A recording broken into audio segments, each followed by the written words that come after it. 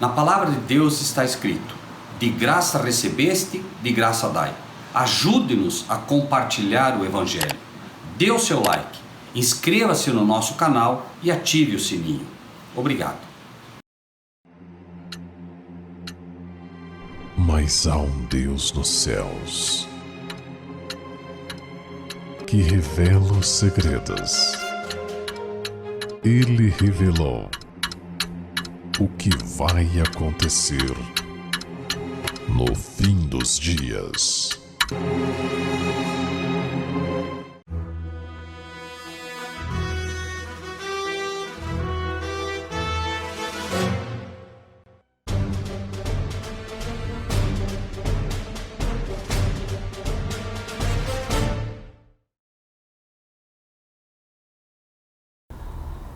Ao único Deus, Salvador nosso, por Jesus Cristo, nosso Senhor, seja glória e majestade, domínio e poder antes de todos os séculos, agora e para todo sempre. Amém. Este cumprimento de Judas na sua carta, que é obviamente o que encerra a sua carta, aparentemente não teria muita coisa a nos ensinar. É apenas um cumprimento final. Mas vejamos algumas pérolas que estão aqui contidas e que certamente farão com que nós conheçamos melhor ao nosso Pai e também ao nosso Salvador Jesus Cristo. Ao único Deus, Salvador nosso, por Jesus Cristo. Normalmente, quando se fala de salvação, sempre nos vem à mente apenas o Senhor Jesus Cristo. Obviamente que as igrejas, de um modo geral, falam sobre o Salvador Jesus Cristo. Mas como apontado em João, no capítulo 4, que diz que chegaria um tempo que o Pai não seria honrado nas igrejas, que o Pai seria esquecido nas igrejas, também aqui nós encontramos esta dificuldade da parte daqueles que, obviamente, procuram servir e seguir ao Senhor Jesus Cristo, esquecendo-se de comparar e permitir que a própria Escritura forneça dados para que nós possamos de fato obter a vida eterna. Nunca é demais lembrar, e a vida eterna é esta, que te conheçam a ti só por único Deus verdadeiro e a Jesus Cristo a quem enviaste. A supremacia é sempre dada ao Pai a quem de direito pertence. E aqui Judas inicia esta sua saudação final, o que sela a sua carta exatamente assim: ao único Deus. Esse único Deus, que é o Pai, tem sido, infelizmente, esquecido das igrejas. E este único Deus, ele apresenta não apenas como um Salvador, mas ele apresenta como ele é o Salvador. O Pai é o Salvador da humanidade. A questão é como ele faz isso. Vejam, ao único Deus, Salvador nosso, por Jesus Cristo. Todo o mundo foi criado pelo nosso Deus, mas foi criado através de Jesus Cristo. No livro de Hebreus, inclusive, encontramos algo que vale a pena considerar com carinho, capítulo 1 do livro de Hebreus, versículo 1.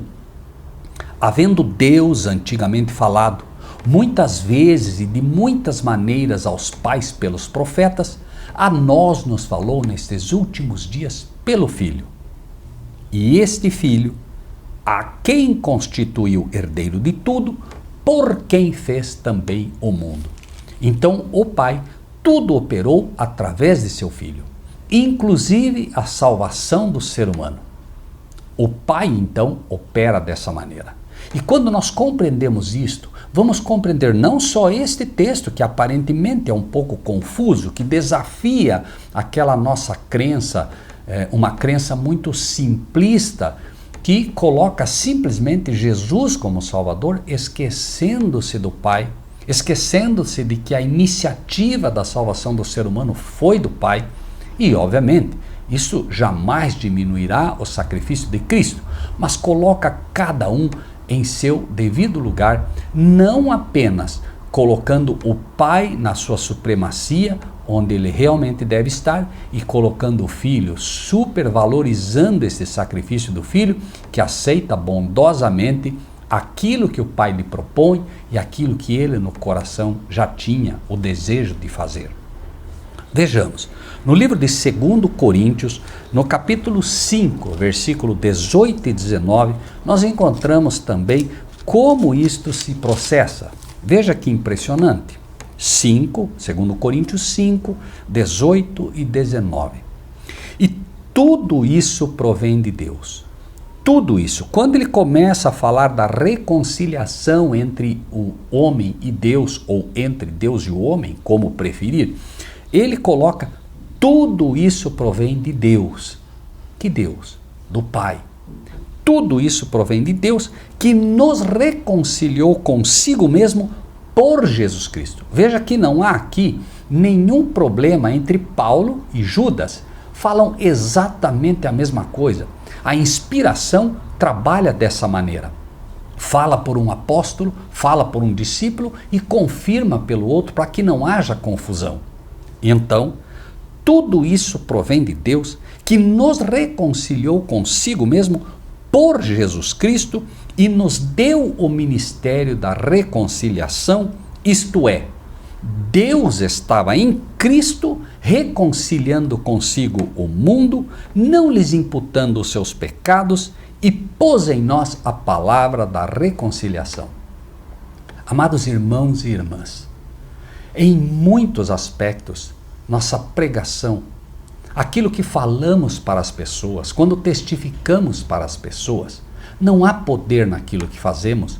Por quê? Porque a reconciliação que estamos explicando, a salvação que estamos ensinando às pessoas, não está completa. Não é que ela está errada, mas ela não está completa. Quando colocamos Cristo como Salvador da humanidade, e fazemos bem em fazê-lo porque está correto, mas esquecemos da participação do nosso amado Pai Celestial, a palavra da reconciliação não está completa e não há o mesmo poder que deveria ter.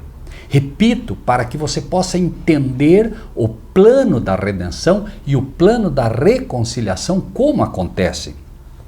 Tudo isso provém de Deus, o Pai, que nos reconciliou consigo mesmo por Jesus Cristo e nos deu o ministério da reconciliação. O ministério da reconciliação consiste em apresentar às pessoas o caráter amorável deste Deus que em Cristo ou por Cristo reconciliou as pessoas com Ele mesmo. O agravo feito quanto ao pecado foi contra o nosso Pai Celestial. Nosso Pai que em Cristo e por Cristo criou o ser humano e colocou-o no jardim do Éden. E o inimigo um dia vem e disse: é assim que Deus disse? Foi assim que o teu pai lhe disse? Não comerás de nenhum fruto. O engano começa exatamente colocando em dúvida o caráter amorável de Deus. Ah, Deus te colocou aqui com todas essas frutas, mas te proibiu de comer. Que Deus maldoso que é esse, não é? E por que Ele pôs essas coisas todas para você aqui e você não pode comer essa fruta? Deus está mentindo para você. Ele está mentindo. E quando lhe é dito que não era para se comer o fruto, certamente não morrereis. Eva apresenta a ele parte da verdade de Deus. Deus disse, não comereis do fruto para que não morrais. O diabo então diz, certamente não morrereis. Quando alguém lhe diz, vai morrer, e outro alguém lhe diz, não vai morrer, se você lhe disse, vai morrer, e o outro lhe diz, não vai morrer, o que essa pessoa está dizendo que você é? Um mentiroso. E foi isso que o diabo fez. Ele disse a Eva, em outras palavras, esse Deus, esse Pai é um mentiroso, colocando em dúvida o caráter e a verdade de Deus. As palavras de Deus, quando disse não morrereis, foram desafiadas pelo diabo, que estava dizendo, ele mentiu para você. E agora, o inimigo então engana Eva, engana Adão, e ambos caem no pecado. E a reconciliação agora precisa ser feita. Agora eles têm medo de Deus. Quando Deus agora vem para abraçar o seu filho, dizendo: filho, onde você está? Adão, onde estás, Adão? Estou com saudades de você. Ouvi a tua voz no jardim e me escondi porque estava nu. Quem te disse que você estava nu? Acaso comeste do fruto que eu pedi que não comesses? Será que Deus não sabia que ele havia comido? Esse pai maravilhoso agora, com o coração cortado de dor, porque sabe a consequência do pecado. Ele havia dito: vai morrer. Sabe agora que seu filho, Adão, e sua filha Eva vão morrer, a menos que ele providencie a reconciliação. A menos que ele, que é a vida eterna, possa agora supri-los com a vida eterna, eles vão morrer. Mas isso só pode ser feito de um jeito: através de Cristo Jesus. E então, o Pai agora toma a decisão de dar o seu Filho para morrer pelo ser humano. Repito, e leia de novo até que isso fique bem claro na sua mente. Tudo isso provém de Deus. Partiu do Pai o desejo de reconciliar consigo seus filhos. Tudo isso provém de Deus, que nos reconciliou consigo mesmo por Jesus Cristo e nos deu o ministério da reconciliação. Isto é, Deus estava em Cristo, reconciliando consigo o mundo, não lhes imputando os seus pecados, e pôs em nós a palavra da reconciliação. Você tem em você a palavra da reconciliação se você entende desta maneira. E esta palavra te será dada com poder, porque esta é a verdade completa da reconciliação. Abraão entendeu isso. Jesus disse: Abraão viu o meu dia e exultou. Por que Abraão viu o dia de Jesus? Como foi que Abraão entendeu a reconciliação? Como foi que ele entendeu o plano de redenção e a reconciliação em Cristo? Ele próprio teve um exemplo na vida e experiência dele. Abraão, toma teu filho, teu único filho, vai e sacrifica a mim no Monte Moriá. Abraão, agora como um pai, toma seu filho e leva para o altar do sacrifício. E curiosamente, Abraão já velho, Isaque novo, na virilidade da sua força, poderia ter fugido, poderia ter corrido, mas ele diz: Isaque, deita aqui no altar do sacrifício. Pouco antes, quando lhe é perguntado, imagine a dor de um pai quando o filho lhe pergunta: pai, aqui tem a faca, aqui tem a madeira, aqui tem o altar, mas cadê o sacrifício, pai? Deus proverá, porque tudo isto provém de Deus. É o mesmo texto de Coríntios, falado em outras palavras, mas mais do que falado, mostrado na experiência de um homem o que seria esse plano de reconciliação. Isaque, então, assim como Cristo bondosamente obediente ao seu pai, deita-se no altar do sacrifício. Quando a faca é levantada, quando o cutelo é levantado: Abraão, Abraão, não faças isso. Agora sei que temes a Deus. Irmãos, entender a dor deste pai, Abraão pôde, como pouquíssimos, entender o que foi no coração de Deus entregar seu filho para morrer por nós naquele altar, naquela cruz que ele não merecia. Tente imaginar Abraão andando. Tente Abraão, minuto após minuto, pensando, analisando, tentando entender o que Deus havia pedido dele. Tente ver por um momento Abraão com seu filho andando ao lado, aquele filho que ele tanto orou para ter. O único filho dele, o único filho legítimo da esposa Sara, porque ele tinha também Ismael. Mas não por acaso lhe foi dito: toma teu filho, teu único filho, vai e sacrifica para mim no Monte Moriá. Deus queria sacrifício? Misericórdia quero, não sacrifício, disse ele.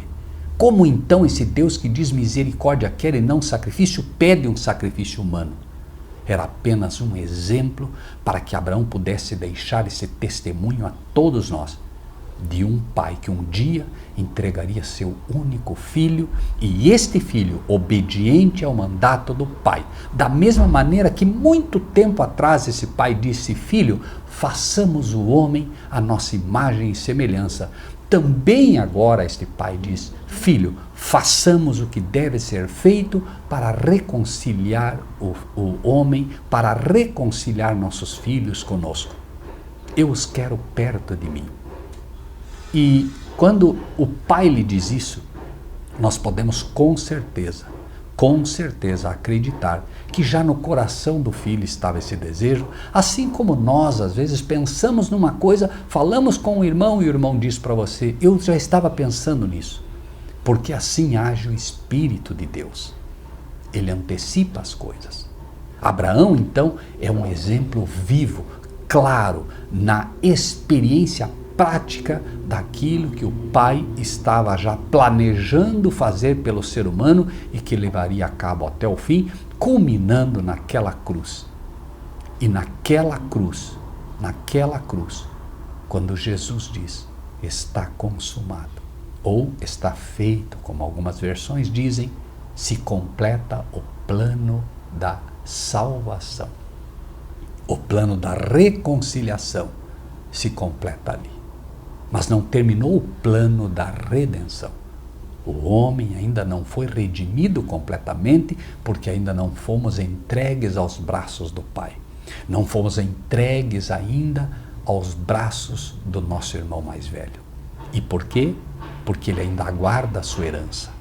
Algumas pessoas dizem: o que estamos fazendo aqui? Estamos esperando. Mas não podemos esperar ociosamente. Jesus disse: eu vou e venho buscar vocês. Estamos esperando que ele venha nos buscar quando o plano da redenção se completará.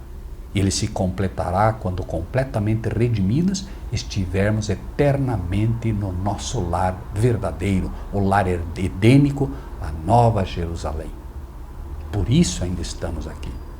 E estamos aqui porque ainda não refletimos o caráter deste Deus amorável, não refletimos o caráter deste Cristo amorável. E gostaria de completar com vocês: ao único Deus, Salvador nosso por Jesus Cristo, nosso Senhor, seja glória e majestade, domínio e poder. Ele ainda não recebeu aquilo que faz parte do seu domínio integral. Este mundo ainda é uma mancha aqui. É verdade que Cristo morreu, mas ainda o mundo jaz no maligno. Infelizmente, os redimidos ainda não foram até Jesus completamente.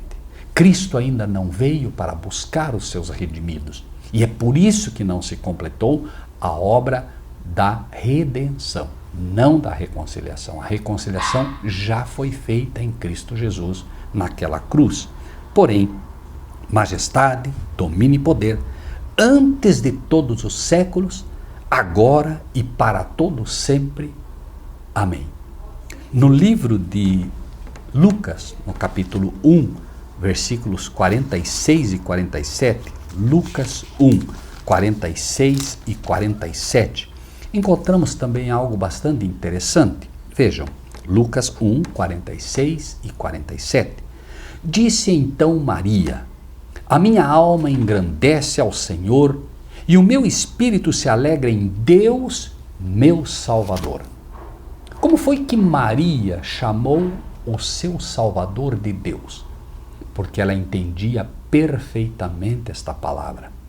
A minha alma se alegra em Deus, o meu Pai, o meu Salvador, que me salva em Cristo Jesus. Era exatamente isso que Maria estava dizendo. Ela olhava para seu filho e entendia finalmente que em seu filho Deus iria salvar a humanidade. Muitas pessoas se equivocam aqui imaginando que Maria estava chamando Jesus de Deus. Não é isso.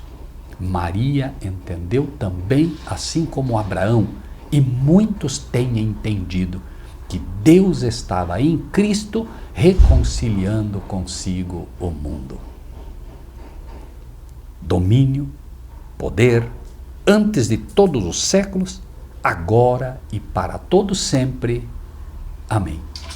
Espero em Deus que você possa compreender o maravilhoso sacrifício feito pelo nosso Pai Celestial.